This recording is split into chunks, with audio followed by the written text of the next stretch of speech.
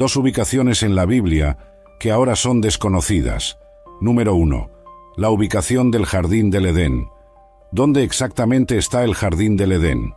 La Biblia contiene una serie de secretos y misterios. Por otro lado, una pregunta que muchas personas hacen es ¿cuál es la ubicación del Jardín del Edén? Para encontrar la respuesta a esta pregunta, tendremos que realizar una investigación forense. Primero, vamos a la Biblia. En el principio, Dios creó los cielos y la tierra, y en algún lugar especial plantó un jardín. Este no era un jardín común, sino el Jardín del Edén, el primer hogar de la humanidad. Imagina un lugar de perfecta armonía, donde las personas podían hablar con Dios como si fuera un amigo cercano. El libro de Génesis nos cuenta que en este jardín había todo tipo de árboles agradables a la vista y buenos para comer. En medio del jardín, Dios colocó dos árboles especiales, el árbol de la vida y el árbol del conocimiento del bien y del mal. Aquí, Adán y Eva vivían en paz, cuidando la creación de Dios y disfrutando de una relación perfecta con el Creador. El trabajo no era agotador, sino un placer. No había dolor, ni enfermedad, ni muerte. Era un reflejo perfecto del amor y la bondad de Dios. Este jardín era el plan original de Dios para la humanidad, un lugar donde el cielo y la tierra se encontraban, donde lo divino y lo humano coexistían en perfecta armonía. Los ríos del Edén, mapeando lo desconocido. La Biblia nos da algunas pistas sobre la ubicación del Edén. Génesis 2 versículos 10 a 14 menciona 4 ríos: Pisón, Gihón, Tigris y Éufrates. De estos, solo el Tigris y el Éufrates son conocidos hoy. El río que salía del Edén se dividía en 4 brazos, formando estos ríos. El Pisón es descrito como el que rodea toda la tierra de Jávila, donde hay oro. El Gihón rodeaba toda la tierra de Cush. El Tigris corría por el oriente de Asiria, y el Éufrates era el 4.º río. Esta descripción geográfica ha intrigado a los eruditos por siglos. Algunos creen que el Edén estaba ubicado en Mesopotamia, entre los ríos Tigris y Éufrates. Otros sugieren lugares tan diversos como Armenia o el Golfo Pérsico. La dificultad para localizar el Pisón y el Gihón hace la búsqueda aún más desafiante. ¿Será que estos ríos todavía existen, pero con otros nombres? ¿O será que el diluvio cambió completamente la geografía de la región, haciendo imposible identificarlos hoy? Estas preguntas continúan fascinando a arqueólogos y estudiosos de la Biblia. El árbol de la vida, el símbolo de la eternidad. En el centro del Jardín del Edén, Dios plantó el árbol de la vida. Este árbol era un símbolo poderoso de la vida eterna que Dios ofrecía a la humanidad. Sus frutos daban vida continua a quien los comiera. Después de la caída, Dios impidió el acceso a este árbol, colocando querubines con espadas llameantes para guardar el camino. Pero la historia del árbol de la vida no termina ahí. Reaparece en el libro del Apocalipsis, en el contexto de la Nueva Jerusalén. Allí, el árbol da frutos todo el año, y sus hojas son para la curación de las naciones. Este retorno del árbol de la vida simboliza la restauración del acceso a la vida eterna para aquellos que son redimidos en Cristo. Es un recordatorio poderoso de que el plan de Dios para la vida eterna de la humanidad, aunque interrumpido por el pecado, finalmente se realizará en la eternidad. El árbol de la vida nos enseña sobre la generosidad de Dios y su deseo de compartir la vida eterna con nosotros. La caída, el paraíso perdido. La historia de la caída de Adán y Eva es uno de los relatos más significativos de la Biblia. En el Jardín del Edén, la serpiente, descrita como la más astuta de los animales, tentó a Eva a comer del fruto prohibido del árbol del conocimiento del bien y del mal. Con palabras astutas, la serpiente sembró dudas sobre la bondad de Dios y las consecuencias de la desobediencia. Eva cedió a la tentación y compartió el fruto con Adán. Inmediatamente, sus ojos se abrieron y se dieron cuenta de que estaban desnudos. La vergüenza y el miedo entraron en el mundo por primera vez. Cuando Dios vino al jardín, Adán y Eva se escondieron. Confrontados por Dios, intentaron transferir la culpa. Adán culpó a Eva, y Eva culpó a la serpiente. Las consecuencias fueron severas. la serpiente fue maldita, Eva experimentaría dolor en el parto, y Adán tendría que trabajar arduamente para sobrevivir. Más importante, la relación perfecta entre Dios y la humanidad se rompió. Adán y Eva fueron expulsados del Edén, perdiendo el acceso al árbol de la vida. Este evento cambió el curso de la historia humana, introduciendo el pecado y la muerte en el mundo. La búsqueda del Edén, exploraciones y teorías. A lo largo de la historia, muchos han intentado localizar el jardín del Edén físico. Exploradores, arqueólogos y estudiosos de la Biblia han propuesto varias teorías sobre su ubicación. Una teoría popular coloca el Edén en la región de Mesopotamia, entre los ríos Tigris y Éufrates. Otros sugieren lugares como Armenia, el Golfo Pérsico, o incluso debajo de lo que ahora es el Mar Negro. Algunos investigadores han asociado el Pisón con el río Indo o Ganges, mientras que otros han propuesto que podría ser un río ahora seco en el desierto de Arabia. El Gijón a veces ha sido asociado con el Nilo, aunque esto es geográficamente improbable, dado el contexto. Excavaciones arqueológicas en el sur de Irak han descubierto evidencias de antiguas ciudades sumerias que datan de alrededor de 4000 a.C., llevando a algunos a especular sobre una posible conexión con la historia del Edén. Sin embargo, es importante recordar que cualquier evidencia física del Edén probablemente habría sido destruida por el diluvio descrito en Génesis. Además, miles de años de cambios geológicos habrían alterado significativamente el paisaje. La búsqueda continua del Edén físico refleja nuestro profundo deseo de conexión con nuestros orígenes y con lo divino. El Edén como símbolo, más que un lugar físico. El jardín del Edén, aunque descrito como un lugar físico en Génesis, lleva un profundo significado simbólico a lo largo de la Biblia. Representa el estado ideal de relación entre Dios y la humanidad, un estado de inocencia y comunión perfecta. En el Antiguo Testamento, las referencias al Edén evocan a menudo ideas de bendición y abundancia. Por ejemplo, el profeta Isaías usa la imagen del Edén para describir la restauración que Dios promete a su pueblo. En el Nuevo Testamento, aunque el Edén no se menciona directamente, su simbolismo está presente. Pablo en sus cartas contrasta a Adán y Cristo, mostrando cómo Cristo deshace los efectos del pecado de Adán. El libro del Apocalipsis, en particular, contiene muchas imágenes que hacen eco del Edén, como el río de agua de la vida y el árbol de la vida en la Nueva Jerusalén. Estas referencias sugieren una restauración del estado edénico de comunión con Dios.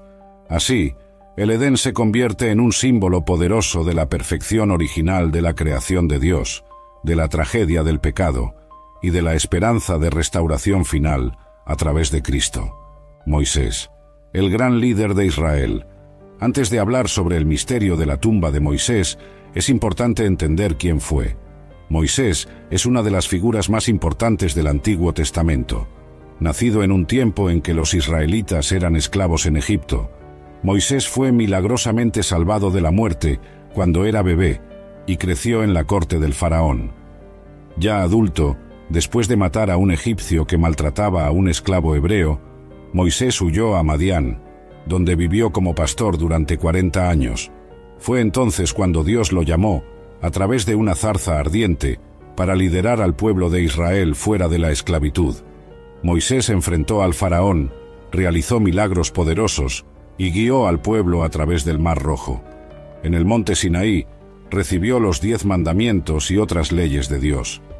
Durante 40 años, Moisés lideró a los israelitas por el desierto, enfrentando rebeliones, hambre, sed y ataques de enemigos.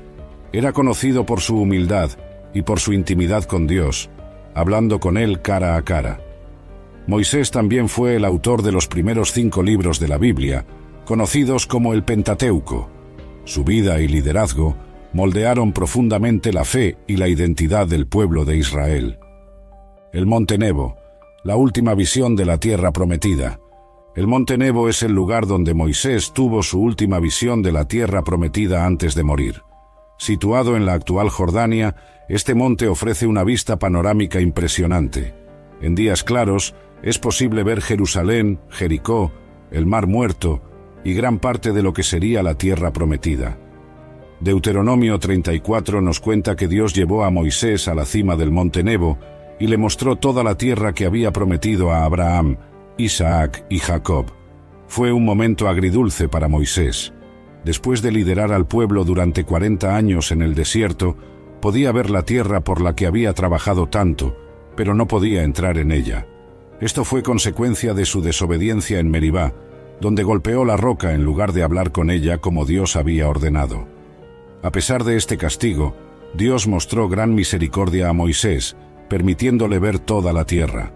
El monte Nebo se convirtió así en un símbolo de esperanza y promesa, recordándonos que a veces somos llamados a trabajar para un futuro que no veremos plenamente realizado en nuestra vida. La muerte de Moisés, un funeral divino. La muerte de Moisés es uno de los eventos más enigmáticos y reverentes de la Biblia. Deuteronomio 34 versículos 5 y 6 nos dice que Moisés murió en la tierra de Moab, según la palabra del Señor, y que el propio Dios lo sepultó en un valle, pero nadie sabe el lugar de su sepultura hasta hoy. Este relato es notable por varias razones. Primero, Moisés murió según la palabra del Señor, lo que sugiere que su muerte fue en el tiempo determinado por Dios, no por enfermedad o vejez. De hecho, la Biblia nos dice que a los 120 años, Moisés todavía tenía buena vista y fuerza. Segundo, y quizás más sorprendentemente, fue el propio Dios quien sepultó a Moisés. Este es el único caso en la Biblia donde Dios personalmente realiza un funeral, demostrando el gran respeto y honor que tenía por su siervo. Tercero, el lugar exacto de la sepultura de Moisés permanece desconocido hasta hoy. Esto no parece ser una omisión accidental, sino intencional por parte de Dios, posiblemente para evitar que la tumba se convirtiera en un lugar de idolatría. El misterio de la tumba, teorías y especulaciones. El hecho de que la tumba de Moisés permanezca desconocida hasta hoy ha generado muchas teorías y especulaciones. Algunas tradiciones judías sugieren que Dios escondió la tumba para evitar que se convirtiera en un lugar de peregrinación y posible idolatría. Otros creen que el cuerpo de Moisés fue llevado directamente al cielo, basándose en la aparición de Moisés junto con Elías en la transfiguración de Jesús. Algunos estudiosos han propuesto que la tumba podría estar ubicada en el monte Nebo o en sus alrededores, pero no se ha encontrado ninguna evidencia arqueológica para apoyar esta teoría. El pasaje en Judas versículo 9, que menciona una disputa entre el arcángel Miguel y Satanás sobre el cuerpo de Moisés, añade otra capa de misterio a la historia. Esta disputa sugiere que había algo especial sobre el cuerpo de Moisés que lo hacía objeto de interés tanto celestial como demoníaco. Algunas interpretaciones vinculan esto a la aparición posterior de Moisés en la transfiguración. El misterio de la tumba de Moisés nos recuerda que hay aspectos de la historia bíblica que permanecen más allá de nuestra comprensión, desafiándonos a confiar en Dios, incluso cuando no tenemos todas las respuestas. El legado de Moisés, más allá de la tumba desconocida. Aunque el lugar exacto de la tumba de Moisés permanece un misterio, su legado sigue vivo y poderoso en la fe judeocristiana. Moisés es reverenciado como el gran legislador de Israel, el libertador que condujo al pueblo fuera de la esclavitud en Egipto, y el profeta que hablaba con Dios cara a cara. Su influencia se extiende mucho más allá de su vida terrenal. Los primeros 5 libros de la Biblia, conocidos como el Pentateuco o la Torá, están tradicionalmente atribuidos a Moisés. Estos libros forman la base de la ley y la historia de Israel, y siguen siendo fundamentales tanto para el judaísmo como para el cristianismo. En el Nuevo Testamento, Moisés sigue siendo una figura central. Jesús se refiere frecuentemente a Moisés y a la ley, afirmando que vino no para abolir, sino para cumplir la ley. En la Transfiguración, Moisés aparece junto a Elías, conversando con Jesús, simbolizando la ley y los profetas que apuntaban al Mesías. El autor de Hebreos elogia la fe de Moisés y lo presenta como un tipo de Cristo, comparando su liderazgo con el de Jesús.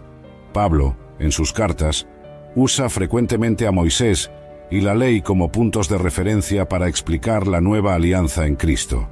Así, aunque la tumba de Moisés permanece desconocida, su impacto en la fe y la historia sigue siendo profundamente sentido. Su legado nos recuerda que la verdadera grandeza no está en los monumentos físicos, sino en la fidelidad a Dios y en el impacto duradero que tenemos en la vida de los demás. La disputa por el cuerpo de Moisés, un misterio celestial. Uno de los aspectos más intrigantes relacionados con la muerte de Moisés es mencionado en la epístola de Judas. En el versículo 9, Judas habla de una disputa entre el arcángel Miguel y el diablo sobre el cuerpo de Moisés. Esta breve mención plantea muchas preguntas. ¿Por qué el cuerpo de Moisés era objeto de disputa? ¿Qué pretendía hacer Satanás con él? ¿Por qué fue Miguel, y no otro ángel, quien enfrentó al diablo en esta ocasión? Algunos estudiosos sugieren que Satanás podría querer usar el cuerpo de Moisés para llevar a los israelitas a la idolatría. Otros especulan que el diablo quería impedir los planes futuros de Dios para Moisés, como su aparición en la transfiguración. La respuesta de Miguel, el Señor te reprenda, es vista como un ejemplo de confianza en la autoridad de Dios, incluso frente al enemigo. Este incidente nos recuerda que hay batallas espirituales ocurriendo más allá de nuestra percepción, y que Dios sigue protegiendo a sus siervos incluso después de la muerte física. Moisés en la transfiguración, una aparición misteriosa. Siglos después de su muerte, Moisés reaparece de manera sorprendente en la narrativa bíblica. Durante la transfiguración de Jesús, descrita en los evangelios de Mateo, Marcos y Lucas, Moisés y Elías aparecen y conversan con Jesús. Este evento extraordinario plantea varias preguntas. ¿Cómo Moisés, que había muerto, pudo aparecer físicamente? ¿Por qué fueron Moisés y Elías elegidos para esta aparición? La presencia de Moisés en la transfiguración generalmente se interpreta como representando la ley, mientras que Elías representa a los profetas. Juntos, simbolizan todo el Antiguo Testamento atestiguando la gloria de Cristo. Esta aparición también confirma la realidad de la vida después de la muerte y la continuidad del plan de Dios a través de las eras. Para los discípulos que presenciaron el evento, ver a Moisés vivo y en gloria debe haber sido una confirmación poderosa de la autoridad de Jesús y la verdad de sus palabras sobre la resurrección. La transfiguración así une el Antiguo y el Nuevo Testamento, mostrando a Jesús como el cumplimiento de las promesas y profecías antiguas. El Edén y la Nueva Jerusalén, del jardín a la ciudad celestial. La Biblia comienza con un jardín y termina con una ciudad.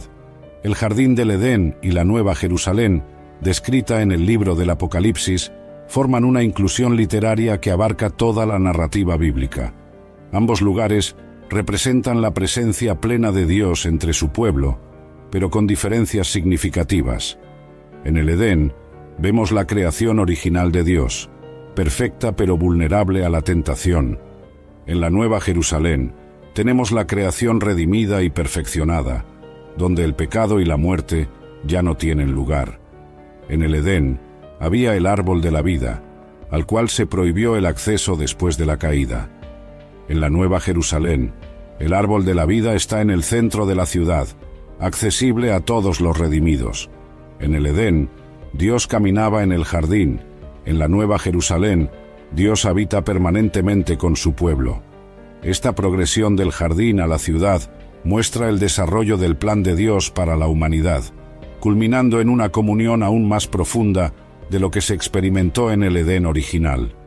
La Nueva Jerusalén no es solo un retorno al Edén, sino una realización aún mayor del propósito de Dios para su creación. La promesa de restauración, del Edén perdido al nuevo paraíso. Aunque el jardín del Edén se perdió debido al pecado, la Biblia presenta una promesa continua de restauración. Esta promesa comienza justo después de la caída, en Génesis 3, versículo 15, donde Dios habla de la descendencia de la mujer que aplastará la cabeza de la serpiente. A lo largo del Antiguo Testamento encontramos profecías que hablan de un tiempo de restauración, a menudo utilizando imágenes que recuerdan al Edén. Isaías, por ejemplo, habla de un futuro donde el desierto florecerá como un jardín. Los profetas a menudo describen la era mesiánica con un lenguaje que evoca la paz y la armonía del Edén original. En el Nuevo Testamento, Jesús se presenta como el último Adán, aquel que vino para deshacer los efectos del pecado del primer Adán. Pablo, en Romanos 8, habla de la creación gimiendo, esperando su liberación de la corrupción.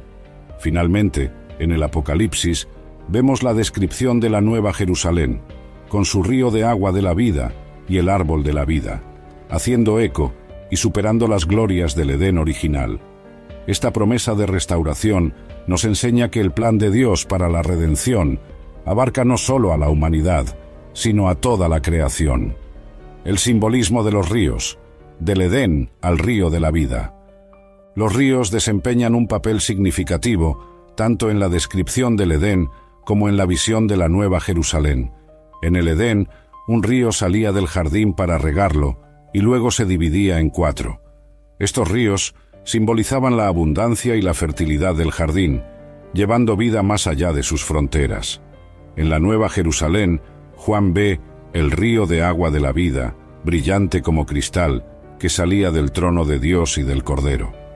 Este río celestial representa la vida eterna y la presencia continua de Dios. La imagen del río también aparece en otras partes de la Biblia con significado simbólico. El Salmo 46 habla de un río cuyas corrientes alegran la ciudad de Dios. Ezequiel tiene una visión de un río que fluye del templo, trayendo vida por donde pasa. Jesús habla de ríos de agua viva, fluyendo del interior de aquellos que creen en Él. Estos ríos simbólicos nos recuerdan la generosidad de Dios, la vida abundante que Él ofrece, y cómo su bendición se extiende más allá de su pueblo inmediato, alcanzando el mundo entero. El árbol del conocimiento, libertad y consecuencias. Además del árbol de la vida, el jardín del Edén contenía otro árbol significativo, el árbol del conocimiento del bien y del mal. Este árbol representa un aspecto crucial de la relación entre Dios y la humanidad, el libre albedrío. Dios prohibió a Adán y Eva comer de este árbol, pero les dio la libertad de elegir. Esta prohibición no era una privación arbitraria, sino una prueba de obediencia y confianza. La presencia de este árbol en el jardín nos enseña que incluso en un entorno perfecto, la posibilidad de elección, y por lo tanto de desobediencia, existía.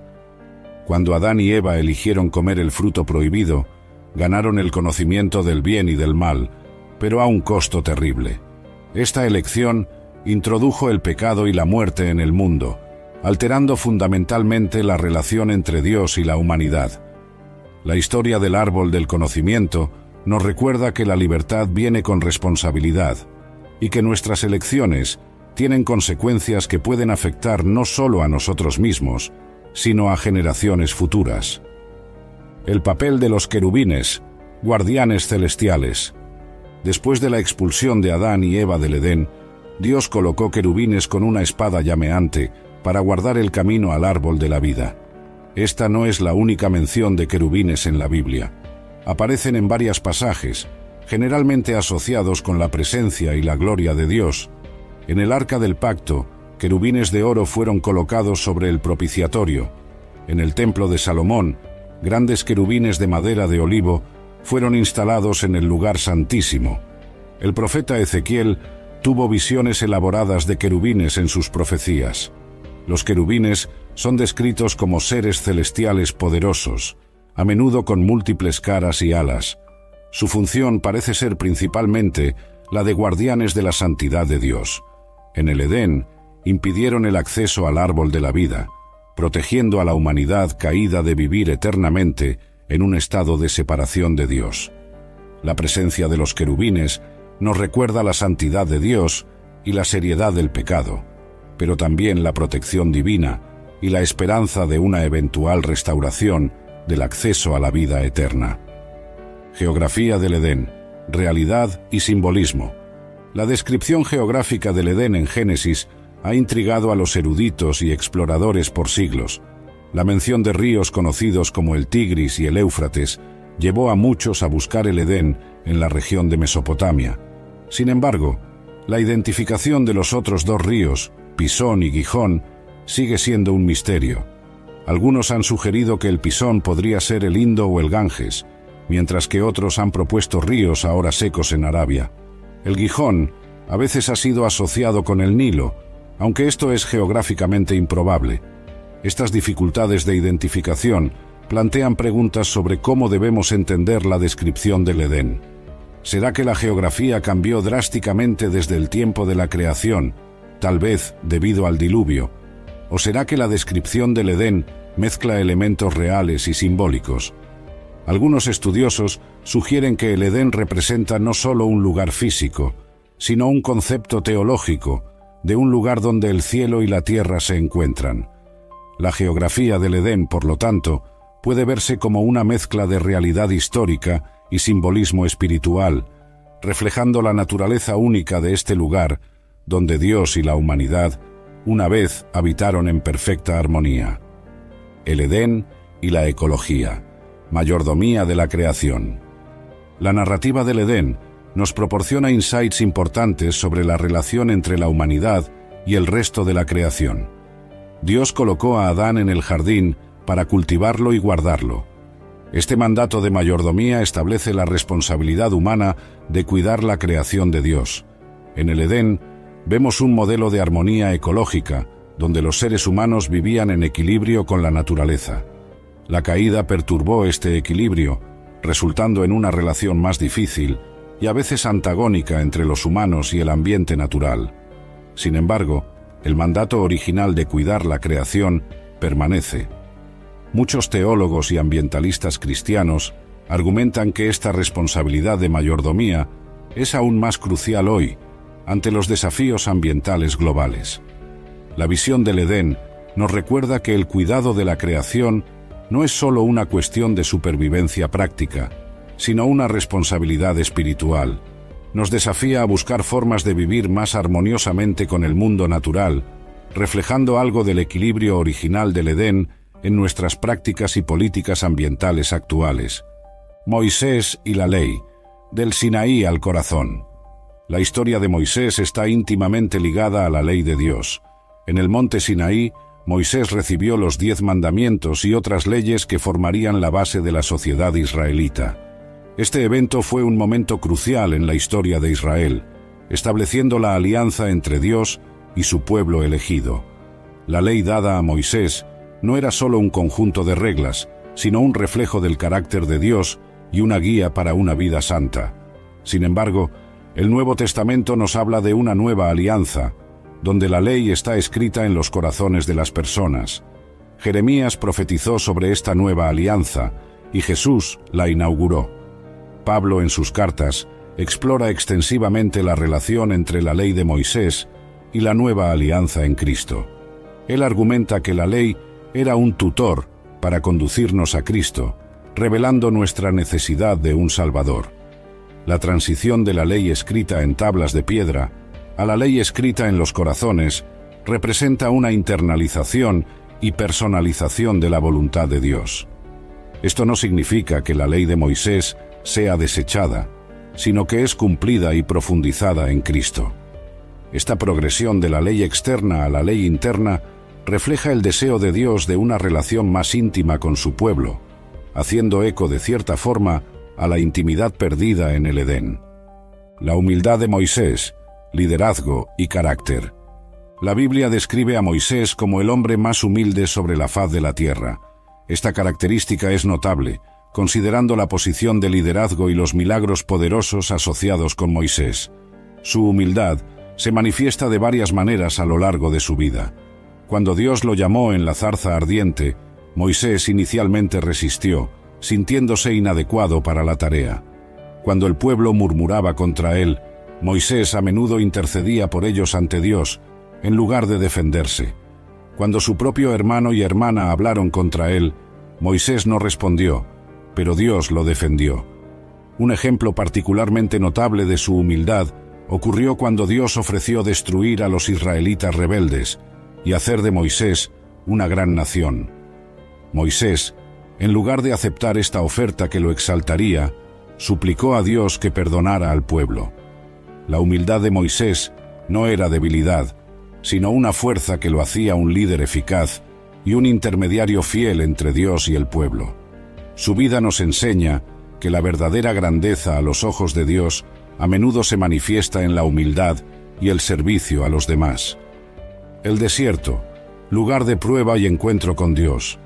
El desierto desempeña un papel significativo en la vida de Moisés y en la historia de Israel. Fue en el desierto donde Moisés encontró a Dios en la zarza ardiente y recibió su llamado. También fue en el desierto donde los israelitas pasaron 40 años después de la salida de Egipto. El desierto en la Biblia es frecuentemente un lugar de prueba y purificación. Lejos de la comodidad y las distracciones de la civilización, el pueblo de Dios se veía obligado a confiar enteramente en Él para sus necesidades básicas. Dios proveyó milagrosamente agua de la roca y maná del cielo, enseñando lecciones de dependencia y fe. Sin embargo, el desierto también fue un lugar de rebelión y murmuración, revelando la debilidad y la falta de fe del pueblo. Paradójicamente, el desierto también era un lugar de intimidad con Dios. Fue en el desierto del Sinaí donde Dios dio su ley y estableció su alianza con Israel. El profeta Oseas más tarde hablaría de llevar a Israel de vuelta al desierto para hablarle al corazón, sugiriendo el desierto como un lugar de renovación espiritual. Así, el desierto en la historia de Moisés e Israel sirve como una poderosa metáfora para los tiempos de dificultad y soledad en nuestras propias vidas, que pueden ser tanto desafíos como oportunidades para un encuentro más profundo con Dios. La vara de Moisés, símbolo de autoridad divina. La vara de Moisés es un objeto emblemático en su historia, simbolizando la autoridad y el poder que Dios le confirió. Cuando Dios llamó a Moisés en la zarza ardiente, transformó la vara de pastor de Moisés en una serpiente y de vuelta en vara, como señal de su poder. Esta vara se convirtió en un instrumento a través del cual Dios realizó muchos de sus milagros en Egipto y en el desierto. Con la vara, Moisés transformó las aguas del Nilo en sangre, dividió el Mar Rojo y hizo brotar agua de la roca. La vara representaba no solo la autoridad de Moisés como líder, sino más importante, la autoridad de Dios actuando a través de él. Es interesante notar que cuando Moisés desobedeció a Dios, golpeando la roca en lugar de hablar con ella, usó esta misma vara. Este incidente nos recuerda que incluso los instrumentos de Dios deben ser usados de acuerdo con su voluntad.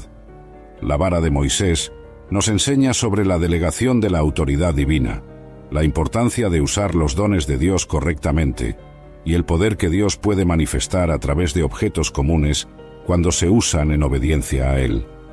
El legado espiritual, Moisés y Jesús. Moisés es frecuentemente visto como un precursor y un tipo de Jesucristo. Hay varios paralelos significativos entre sus vidas y ministerios. Ambos escaparon de decretos de muerte cuando eran bebés. Moisés dejó el palacio del faraón para identificarse con su pueblo. Jesús dejó la gloria del cielo para convertirse en humano. Moisés fue el gran libertador y legislador de Israel. Jesús vino para liberar a la humanidad del pecado y cumplir la ley. Moisés intercedió por el pueblo. Jesús es nuestro gran intercesor. Moisés estableció la antigua alianza. Jesús inauguró la nueva alianza. Sin embargo, el Nuevo Testamento también enfatiza las diferencias entre Moisés y Jesús. El autor de Hebreos argumenta que Jesús es superior a Moisés, así como un hijo es superior a un siervo en la casa. Mientras que Moisés fue fiel en toda la casa de Dios como un siervo, Cristo es fiel como el Hijo sobre la casa de Dios. Jesús también se presenta como el cumplimiento de las profecías de Moisés sobre un profeta venidero. Así, el legado espiritual de Moisés encuentra su plena realización en Jesucristo, quien cumple y supera todo lo que Moisés representaba. Esta continuidad y cumplimiento nos muestran la unidad del plan de Dios a través de la historia de la salvación, del Edén a la cruz y más allá.